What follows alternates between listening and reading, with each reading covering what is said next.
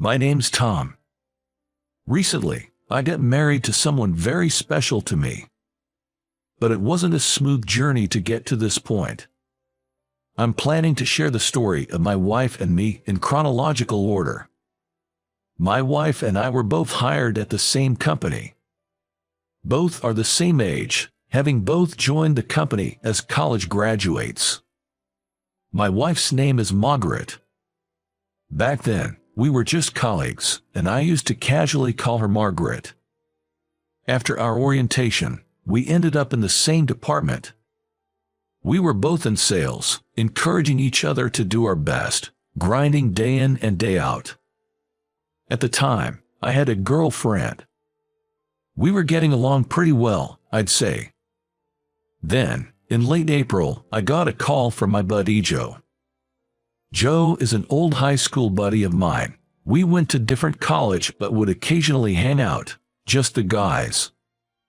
I got a call from Joe saying, "I got some couple tickets for an amusement park. Want to bring our girlfriends?" I'd never been on a double date before, so it was a bit awkward, but it seemed like it could make a good memory. My girlfriend was also up for it, so we decided to go.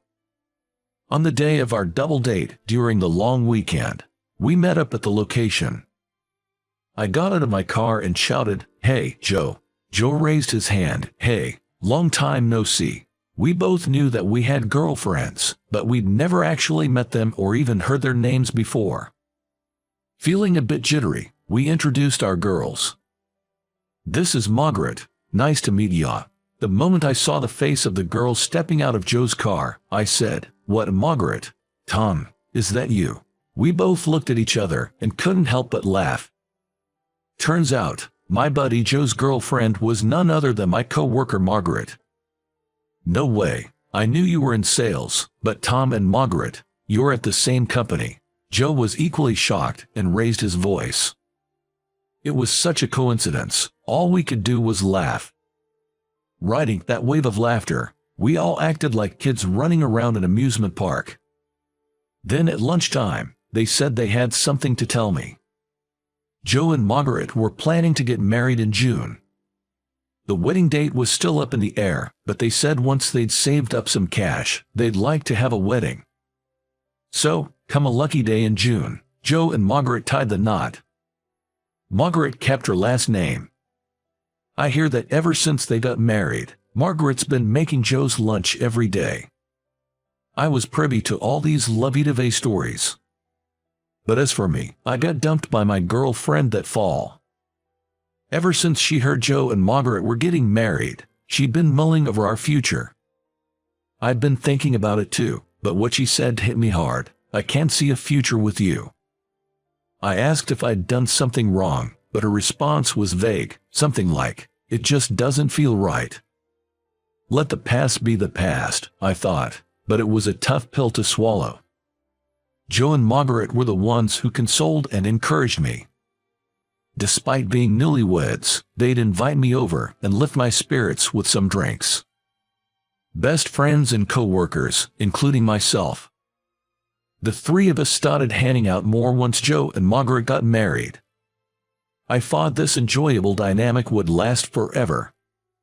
Then a new year rolled around, and spring came along. It was the spring marking our second year at the company. One Monday, when work hours had already started, Margaret was nowhere to be found. "Is she unusually off work today?"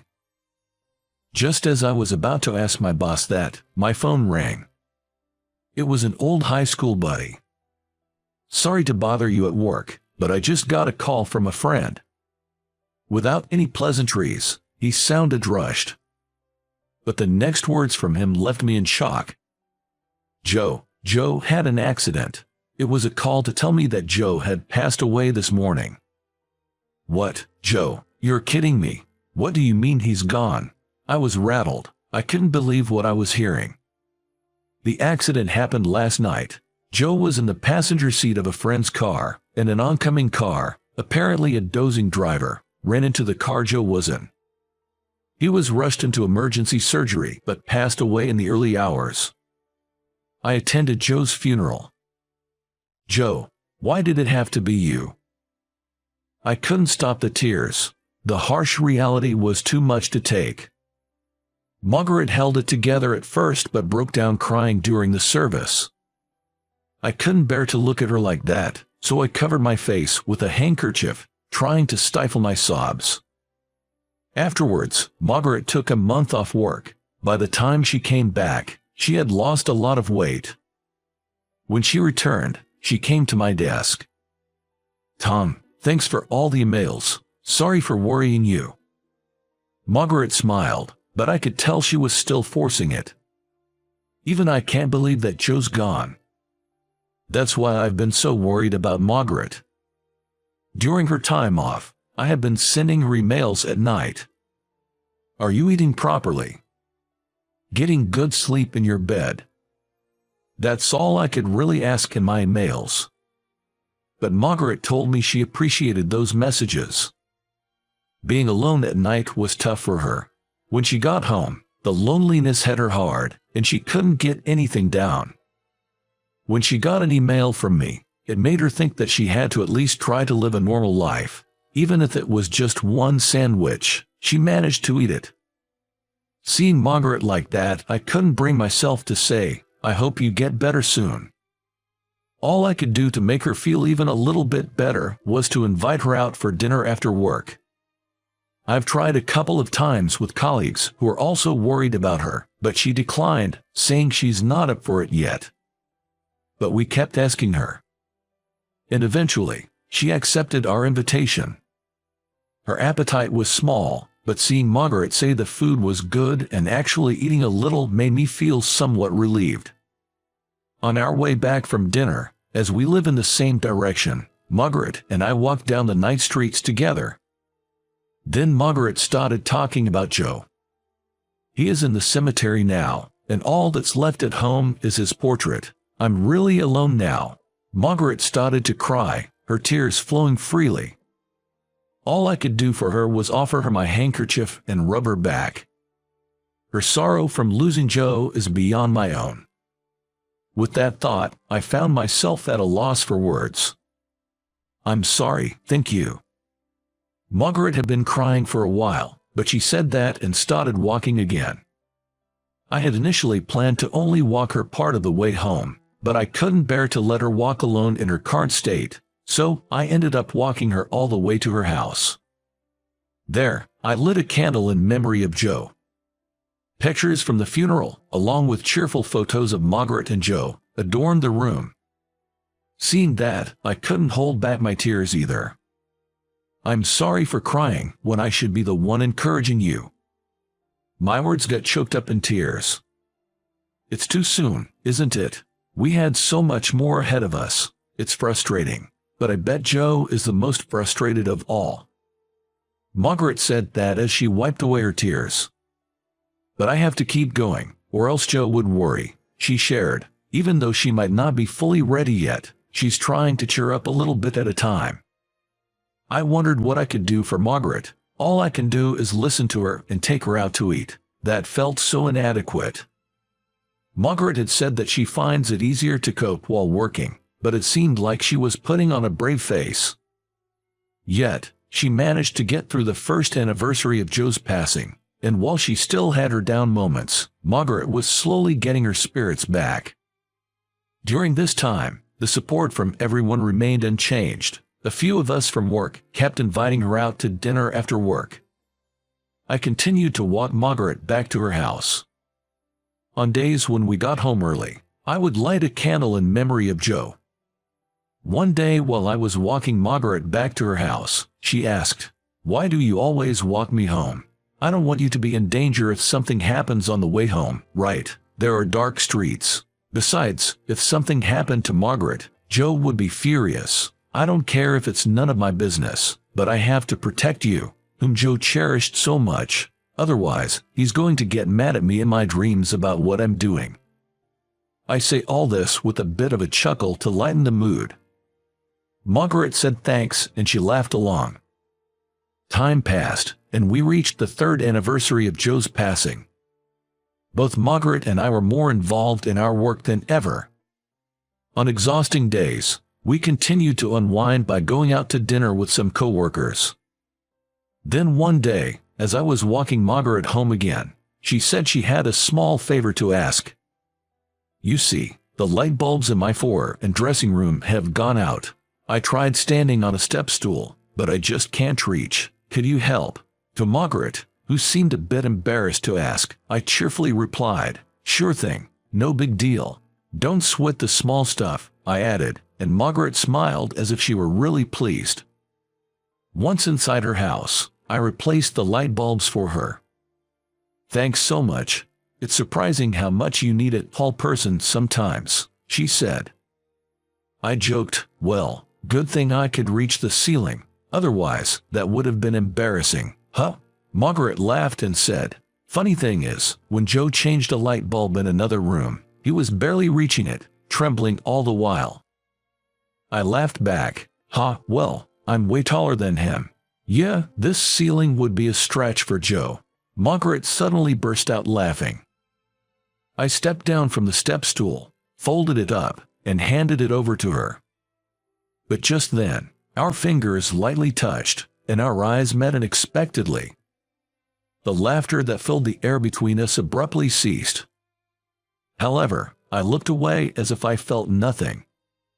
That's when Margaret softly said, hey, why are you so kind? Hearing that, our eyes met again. For a split second, I felt my heart skip a beat, but I said nothing and just looked at Margaret. You're always encouraging me, and you're always concerned. You're too kind. I might get the wrong idea. Margaret spoke slowly, and once again, I felt my heart flutter. But then she said, just kidding. Sorry, forget it. Geez, maybe I'm a little tipsy today, and went on to put away the step stool as if nothing had happened.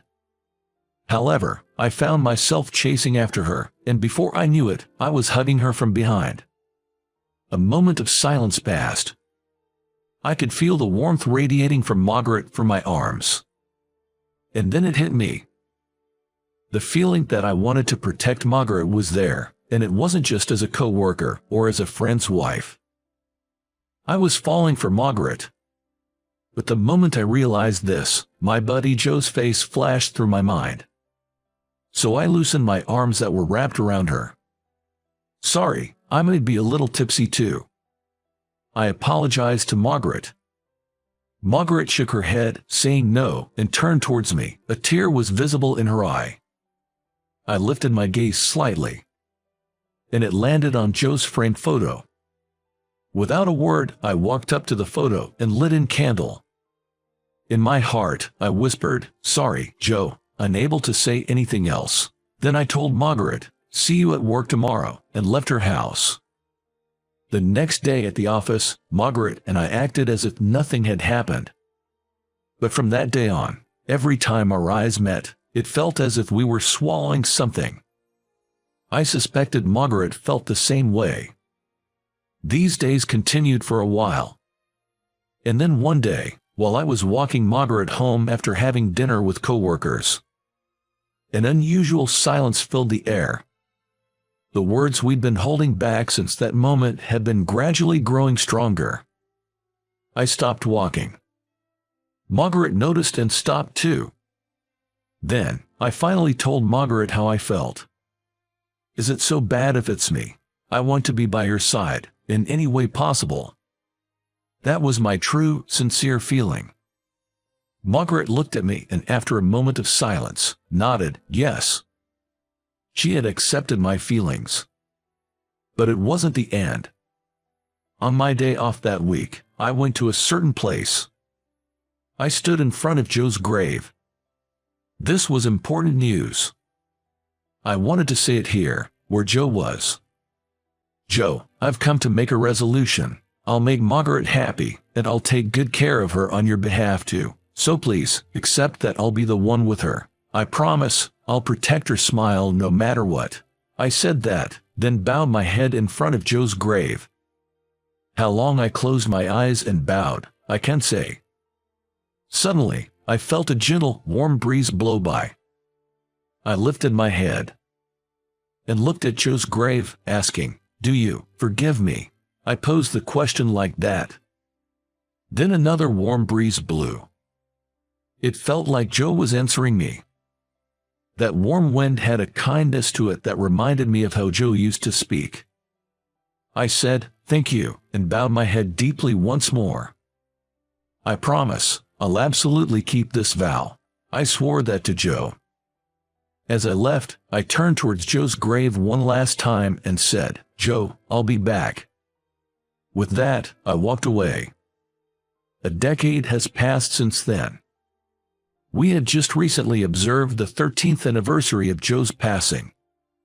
Margaret and I have been together ever since, living in a committed relationship much like a common-law marriage. On a day that came after that, Margaret suddenly said she had something important to discuss. It was on our way back from visiting Joe's grave to honor his memory. It had become our custom to pause and rest at a park before heading back home after these visits. That's when Margaret suddenly turned serious and started speaking. "Tom, it's been a while, and we just had Joe's 13th memorial service, so I've been thinking it's about time. I know we shouldn't rush to conclusions, but we need to think about our own lives too. I'm sorry for everything up to this point. Thanks for being there for me. So, here's this." In Margaret's trembling hand was a marriage license. I hugged Margaret tightly. "Don't apologize.